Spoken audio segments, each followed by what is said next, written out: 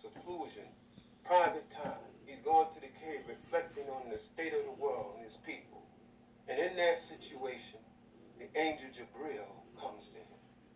And he presses him, right? He squeezes him. Iqra, read. I can't read. But he's in a cave, all alone. Then he squeezes him again and commands, Iqra, read. And then the third time, he presses him and he gives him focus. Iqra, bismi, rabbika, alladhi khalaq. Read in the name of your Lord who created. And he gave him the 5 verses. And then he's at peace. In that game, he understands now. Do it in the name of Allah, in the name of your Lord who created you. And he began to read. Now Allah tells us of 3 levels of the soul.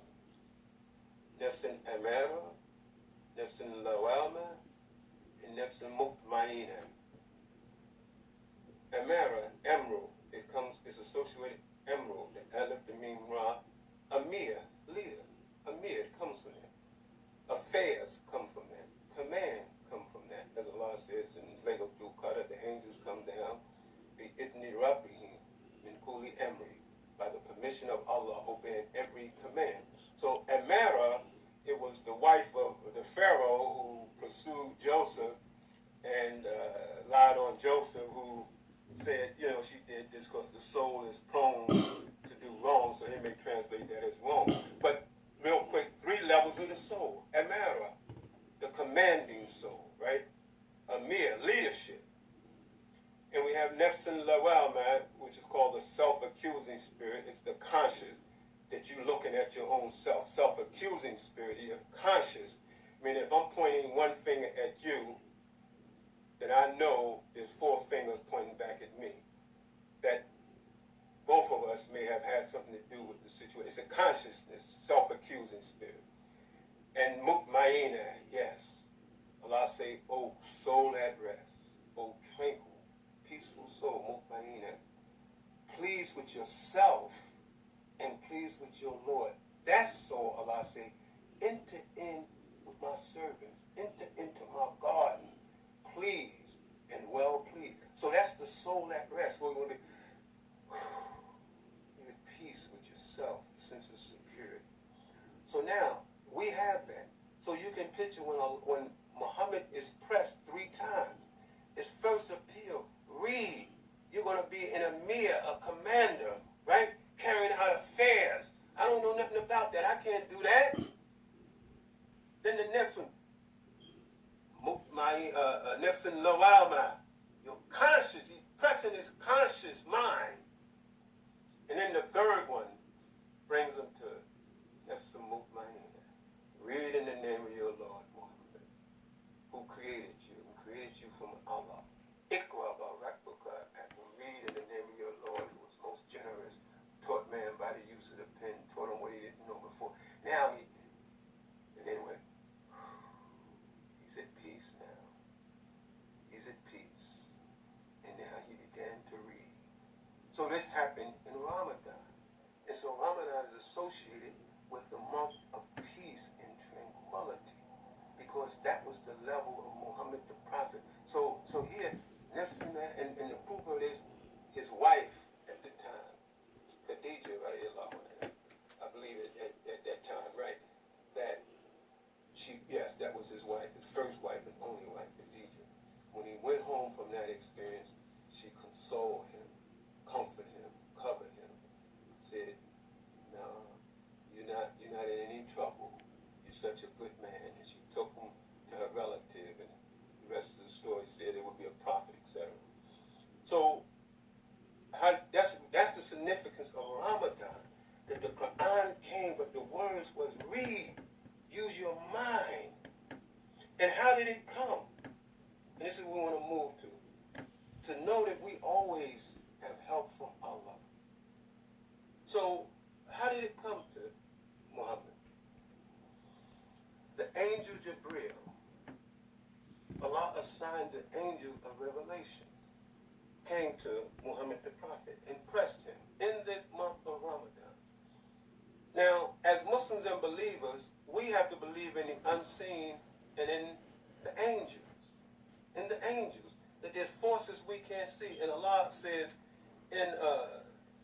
in Baqarah, he says in ayat 177, right, we know that Allah says it's not righteousness to turn your face to the east or to the west, but it's righteousness to believe in Allah and Yawm al-Akhir, the future day, and in the angels, and in the book, and in the prophets, and it goes on and on and on like that. So the angels. And let us just take a little time, because we mentioned the angels are probably at the masjid performing Jumu'ah. We know Muhammad probably says on this day that our father Adam was created. And we know on Jumu'ah the angels come to the masjid, etc. So just a few comments on the angels before we close in relation to our life and what's going on. We wrote something here on the board, which inshallah we just discussed briefly. Here it says, Bismillahir Rahmanir Rahim from Quran. Wa iz qala Rabbuka lil malaikati inni ja'ilun fil ardi khalifa. And that is when your Lord, your Rabb, your Lord individual, individual speaking to Muhammad and for us individually, when he said to the angels, Ja'ilun, Ja'ala, he made. Ja'ilun, that I'm making, not creating, understand, making, and making suggests that you're taking something from created matter, that is not original, it depends on the language, but that I'm making from something, right?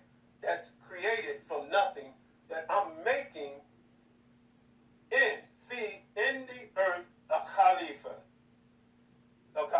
And we wrote this out, a ruler, a caretaker, vicegerent, successor, etc.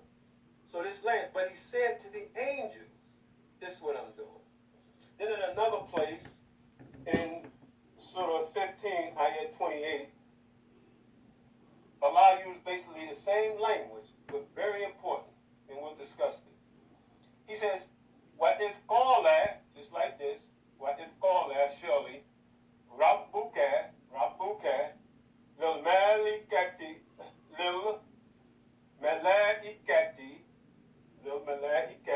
just like in Baqarah, but this is in 15.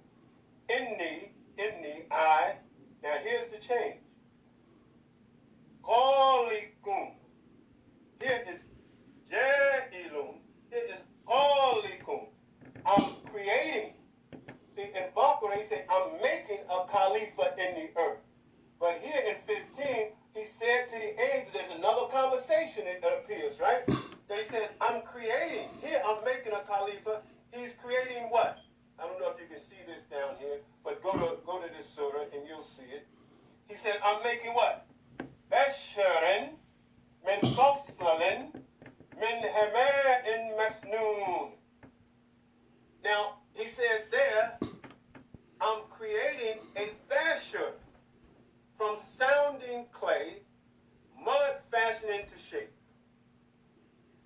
So we bring in the focus, because this is connected to Ramadan. We know, right? Because Allah says, not only did Jibril bring Muhammad the Prophet ﷺ the Quran, start the revelation, but in that night, when Allah speaks of that in Surah 97, what does he say? Allah says, تَنَزَّلُ مَلَائِكَةُ وَرُوحُ فِيهَا بِإِذْنِ رَبِّهِمْ مِنْ كُلِّ أَمْرٍ. That therein, on that night, comes down the angels and the spirit, right? By the permission of Allah, obeying every command. So Ramadan is definitely connected with the angels, because with the angels that brought, Angel Jibril brought the revelation to Muhammad the Prophet, and that particular night when Allah speaks of it, they say, well, man, what will explain to you what is the night of power? Laylatul Qadr khayrun min alfi shahr. It's better than 1,000 months brought together. تَنَزَّلُ مَلَائِكَةُ وَرُوحُ فِيهَا min kulli amrin. Therein comes down the angels in the spirit by the permission of their Lord, obeying every command. Salamun hiya hatta matala al-fajr. Peace until the rise of Fajr. And the what ends? Fajr. They have Fajr Salat. So from there you go to the Surah Fajr, right? But we want to stay there. So now, we're talking to angels. Here, he said he's making a Khalifa. Making. Then in another place he said he's creating a Bashar. A Bashar. Bashar is mortal. Allah told Muhammad the Prophet, he says, and Bashar no mithlakum. Bashir is good news bringer. Well, you know somebody Mubashir, good news bringer, Bashir. They come from the same root. Bashir, the Ba, the Sheen, and the Ra. Bashir, right? Bashir. So what did he say? He said, I am creating a mortal that by his nature is a good news bringer. So Bashir, so right there, the human being by his nature is a good news bringer. He's to project good news when one human being see another. That's what Allah was saying. And so Allah said, but he's creating that. And that's from the earth, from mud and all of that, right? So, and we're from the earth, right? We're living earth, right? We're walking earth. We just like the earth. Let's say, from the earth you came, from the earth you return, from the earth you will be brought out again. So we're just like we are the earth. We're living earth, walking around earth. We're the same thing. So Allah says to the angels, he addressed the angels, that I'm making in the earth a Khalifa, a ruler in that Bashir, in that human earth walking around that I created from mud. Here it says sounding. It can make noise like the potter's clay, right? From, they may say mud has moon, that's warm, hot earth, and it has a sunnah, etc., tradition. So we say, I'm making in that which I created, which is in us, as a bashar, as a mortal. And Allah said, Muhammad said, and that bashar mithlakum, right? But it's related to good news bringer, bashir. That the human being is by nature, as Muhammad the Prophet said, a Muslim, clear on the fitra, right? Good. And Allah said he honored all the children of Adam. That this is a beautiful, fine, excellent creation of Allah. And Allah said he created us in the best mode and our forms most beautiful. It's only when Shaitan came into the picture that took us off course. But our very nature is one of good news. So he's saying to the angels, I'm creating something that gives good news. And when you read that part about the Bashar, the angels don't question and say, what, you're going to make one that's going to cause mischief and bloodshed? Because he's like, no, I'm making a good news bringer. But here, when it says, I'm making within that a Khalifa, a ruler, then they say, what, you're going to make one that's going to cause mischief and bloodshed? But here, with Ramadan, we're bringing this to the angels. We're going to walk through this. And like Juma, when you have to go back to work, we're rushing, and, you know, it's a formality. So I'm going to take my time. Hopefully it won't be too long. And inshallah, we'll be doing this periodically. So the question, why did Allah address the angels in either case? Why did he address them and tell them that I'm making a Khalifa and I'm creating a Bashir, a mortal, and in that mortal I'm going to put a leadership within us. And it say all of the angels, everything within, and we know that. But there was always some rebellious one, right? We're trying to do something right and good. There's always something within us that may rebel and try to pull us to do something different than that, right? We all go through that. But anyway, the question, and we're going to look at quickly, is why did Allah even address the angels? Allah does what he will, right? Whenever he wants to. He could just made a Khalifa, right? Or he could have just created a mortal. Do what he will. You don't have to say nothing to the angels, right? they already said, we glorify you, we praise your holiness, etc. Right? He didn't have to say anything. But why did Allah address them? Because Allah is so considerate, so kind, so forgiving, so thoughtful in ways we can never even imagine. Allah's mercy. So, why did Allah address the angels? What understanding can we get from that? And His kindness, and His thoughtfulness. Well, for one, their roles, their level of responsibility was going to change. They were going to have a heavier level. Responsibility was going to be added to them.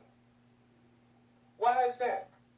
Because when Allah said, I'm making a Khalifa or I'm creating a Bashir, He's presenting to them, I'm making something new. There's an angel, there's jinn, there's earth, there's this.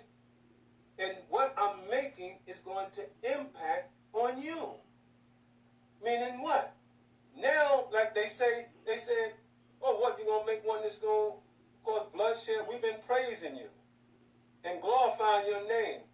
Nusembihu bihimdika wa nukandisulaka. We've been glorifying you and praising you, right? So that's what they were doing. But I'm making a human being, now this is going to impact on you. Because now, what comes into being? Allah tells us there's an angel. I'm going to assign an angel on the right and the left of this new creation. One to drive him and to record everything that he does.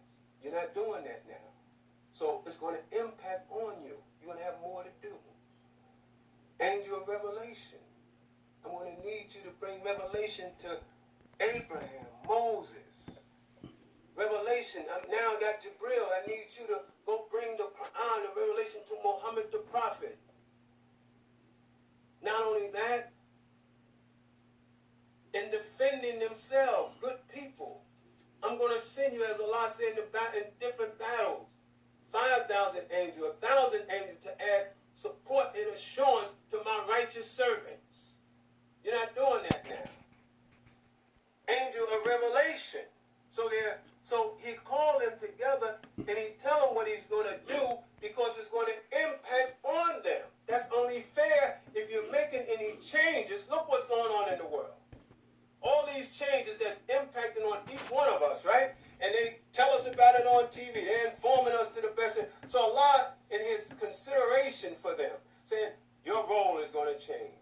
And I'm telling you that I'm making a ruler. And I'm making something you are not even aware of. But that's why they say, what, you going to make one that's going to cause bloodshed and mischief? Well, they must have had a premonition because it sure turned out that way. We know, right? But anyway, tying into this. Now you have an angel of death. Now you just glorified Allah. All of your roles and responsibility is going to change. There's going to be Harut and Marut going to Solomon. There's going to be angels around everyone. You're going to be angels. You have to come to Juma to hear the human being speak. So, angels. We have to believe in the angels, the hidden forces that Allah has assigned. So now, in this coronavirus, with all this is going on, we know the angel of death is always busy, ever since human beings on this planet. But was there angel of death in relations to the human being? No. I'm creating a human being. There's going to be wars, this, that, that, whatever is going on. Death. The angel of death will come and take their soul. So now we see how this connects with this coronavirus. Even though death is always. But look, the alarm. And look at the amount that's going on now, right? That the angel of death appears to be extremely busy, as we can see. People dying. Angel of death coming to see people, right? So why did he speak to the angel? Because their role was going to change. Their their level of responsibility was going to be upgraded and more responsibility. So Allah called them together, and He said that, and He said, in one place, I'm creating a bashir, I'm creating a mortal, a good news bringer. And they seem to have understood that because they didn't say here, what are you going to make one that's going to cause bloodshed and mischief? But here, when He said, I'm making a Khalifa, Allah said, they say, what are you going to cause one that's going to create one that's going to cause mischief and bloodshed? And then Allah says, I know what you know not. See, Allah knows what He's saying to the angels, not even to the human yet. I know what you know not. I know where this is going. Just like with this coronavirus, this is a spiritual thing. It affects us physically, but it's not something we can see with our eyes. So Allah said to the angels, I know what you know not. And then Allah said, He taught our father Adam the names of everything. And after He taught them, then He told Adam to inform them, etc. So we just wanted to go here, and then eventually Allah told the angels in both places, He said, make sajda, sujood, to Adam. And it say all of the angels, the hidden force made sujood to help our father Adam, to help us. Allah made angels to help us. Trust in that Allah has assigned angels to help us, that Allah is there. We have help. Have faith in Allah to help us get through this that's going on. And know that help is there.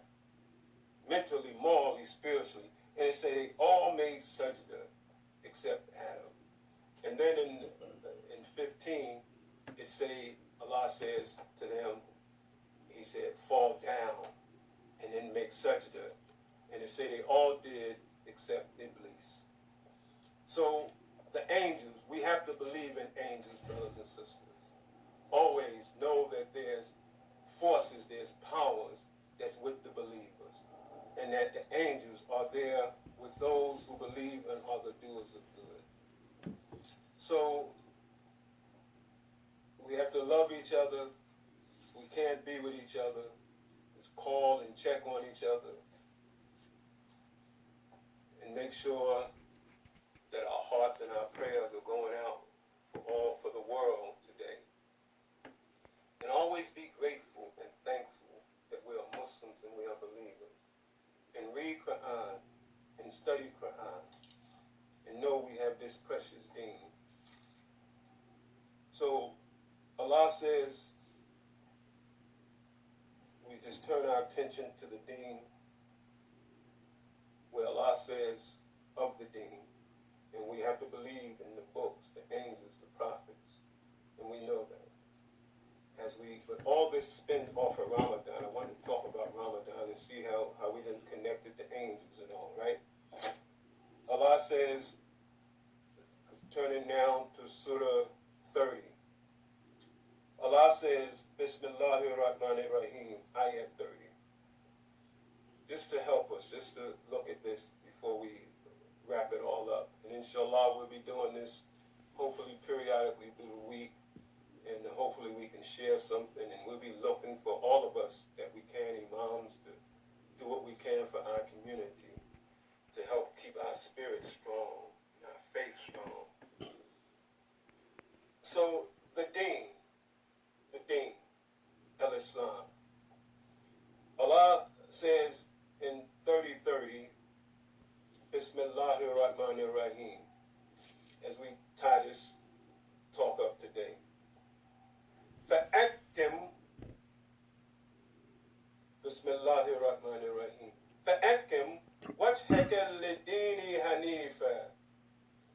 Allah says, فَأَكِّمْ, that's Qiyam. Be upright, right? But the word that comes, it says, wajhaka, face. Wajha is faith. So, and our face is our identity.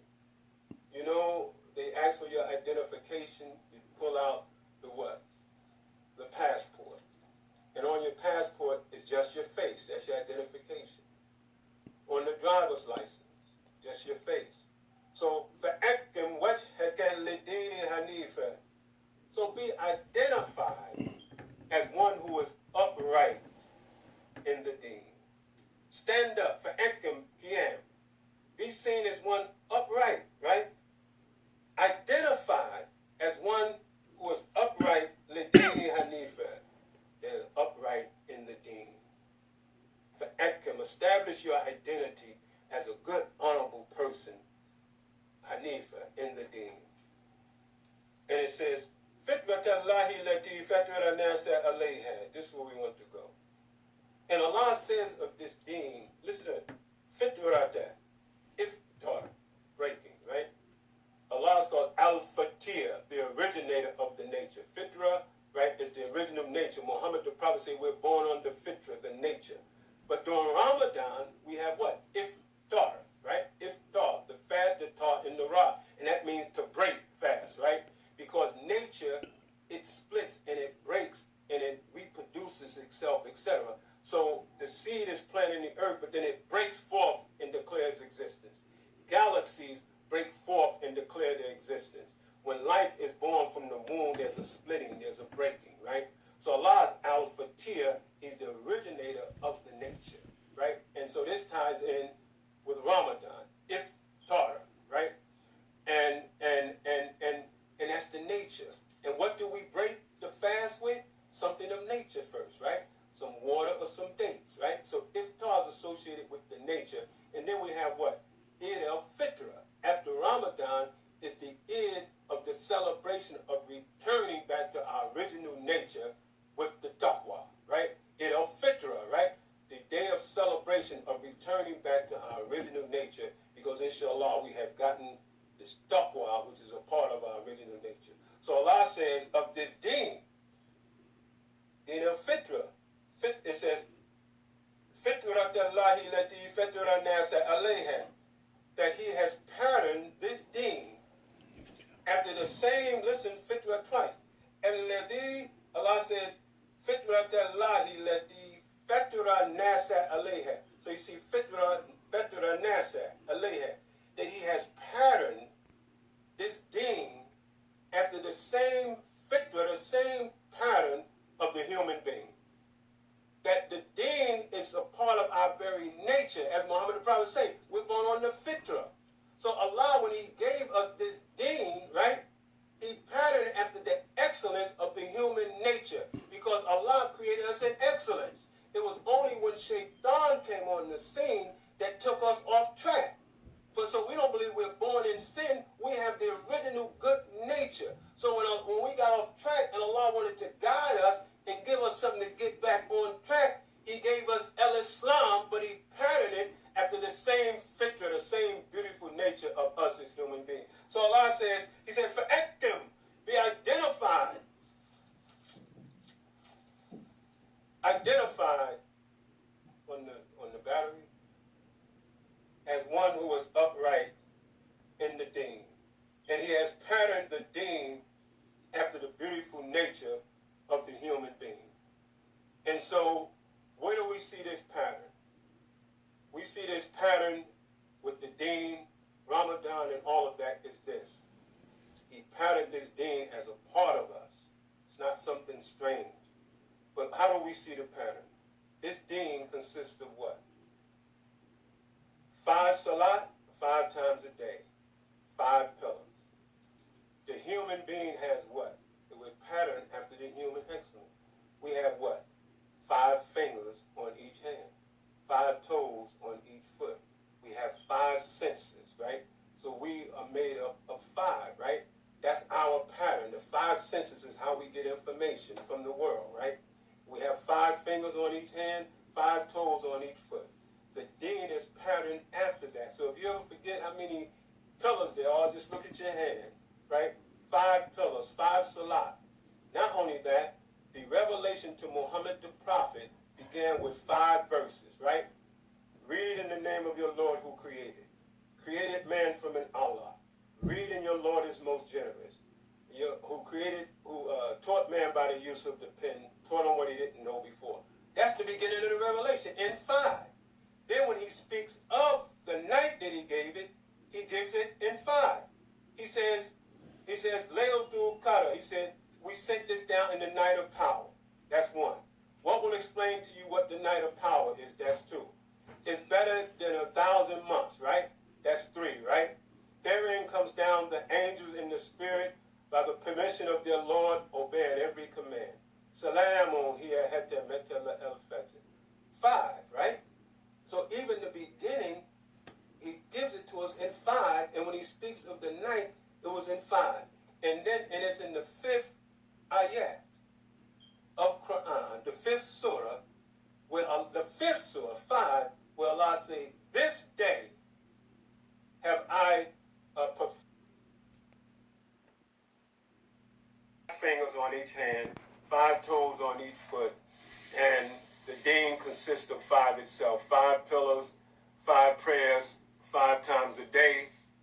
And we was going to the 5th surah of Quran before we got cut off. We went out, and that was that in that 5th surah, Allah says, this day have I perfected your deen and completed my favor upon you. So it starts with 5, and then when Allah talks about its completion is in the 5th surah. So keep in mind that Allah says that the deen is patterned after the beautiful human nature, and we can see though that pattern by looking at ourselves, the 5 that stands out in us and the 5 that stands out in the deen. Knowing that our deen is really a part of our original nature, that this is our nature to love Allah, love his messenger, to strive to do what's right. And so it was in this month of Ramadan that's coming, the 9th month of the Islamic calendar, that just like that baby is in the mother's womb belly, growing, and 5 senses are developing in there, 5 smooth senses, the eyes, the ears, the nose, all of those, the smell, the taste, all of that is going in the waterbed in that 9 months, and then they come out here.